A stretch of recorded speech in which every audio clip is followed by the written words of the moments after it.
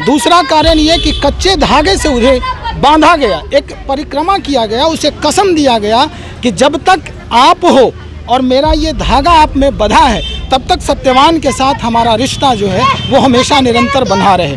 ये कि बर का पत्ता इसमें क्यों बांधते हैं, तो ये भी जो है वो शिव का आशीर्वाद समझ के इसको बांधा जाता है कि अगर इस वृक्ष से टूटा हुआ एक पत्ता भी अगर नीचे गिर रहा है तो वो हमारे माथे पे गिरे।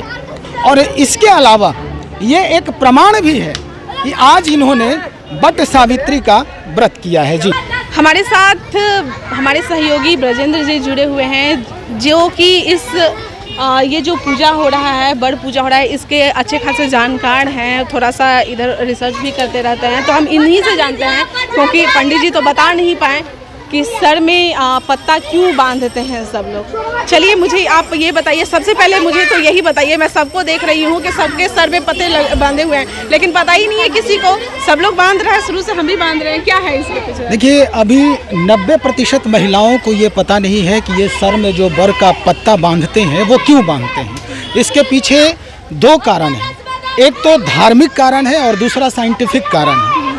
पहला जो धार्मिक कारण ये है कि पूरा जो वट वृक्ष है ये शिव स्वरूप होता है, महादेव के स्वरूप माना जाता है और इसकी आयु वृक्षों में सबसे लंबी आयु अगर किसी भी वृक्ष की होती है तो वो वट वृक्ष की होती है, इसलिए इसे प्रमाण माना जाता है। और ये भी कहा जाता है कि सत्यवान के जीवन के लिए, लंबी आयु के लिए, दीर्घायु अवस्था पाने के लिए सावित्री जो उनकी धर्म पत्नी थी, उन्होंने ही इसको साक्षी मान के, यानी शिव को साक्षी मान करके इस पर वो धागा लपेटी थी और इतना धागा लपेटी थी और वो अनंत धागाएं थी जिसका जो बंधन था वो असंख्य था। और ये जो है मान्यता दे दिया गया है कि जितनी लंबी धागा इसमें जाएगी सत्यवान की आयु में उतनी ही वृद्धि होगी। पहला कारण ये कि वट वृक्ष की लंबी आयु होती है, इसलिए वट वृक्ष को वो उन्होंने साक्षी माना।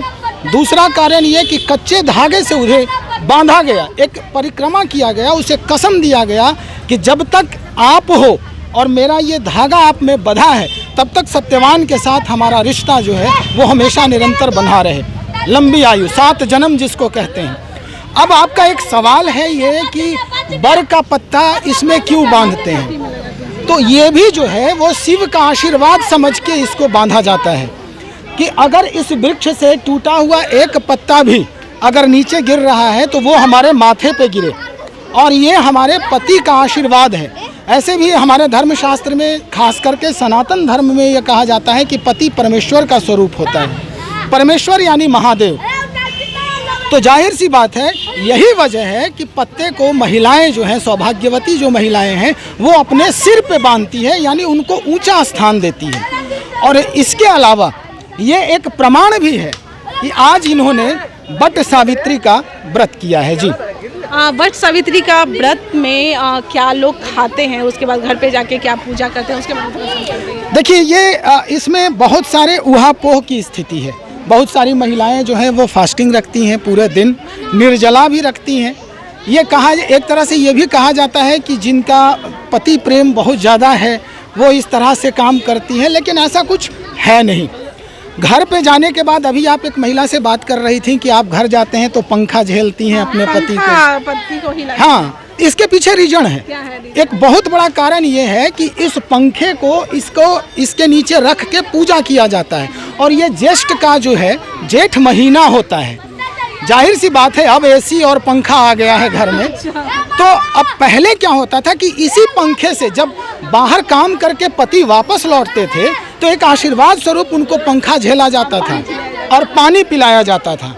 तो ये जो कारण है, ये बहुत बड़ा कारण है। वो परंपरा आज भी निर्बाध रूप से चली आ रही है, जिसको महिलाएं, सौभाग्यवती महिलाएं आज भी निभा रही हैं। जी, मतलब पहले की महिलाएं ये तो करती थी, लेकिन अब की महिलाएं तो फैन जो चला हुआ है, एसी चला हुआ है, वहाँ बैठा देती है, नहीं कर पाती है, इसलिए उसको वो विधि समझ गई है। हाँ, एक विधि के रूप में लिया जाता है, बस थोड़ा सा झेल लिए, रख दिए, है ना, पानी पिला दिए, रख दिए। तो ऐसा पहले ये परंपरा नहीं था।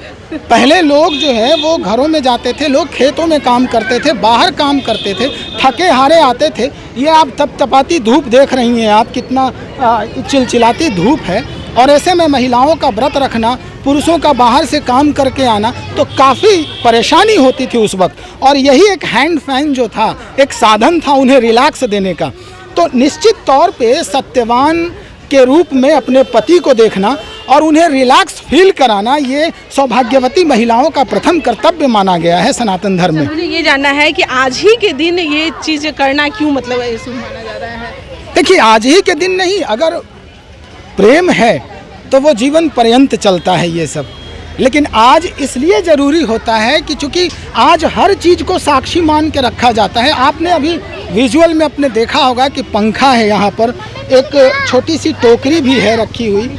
हाँ, एक छोटी सी टोकरी भी रखी हुई है, और भी कुछ ऐसे सामान, फल फलहारी वगैरह जो भी हैं, उनके लिए वस्त्र होते हैं, जैसे गमछा है, उनके लिए गंजी है या शर्ट पैंट है।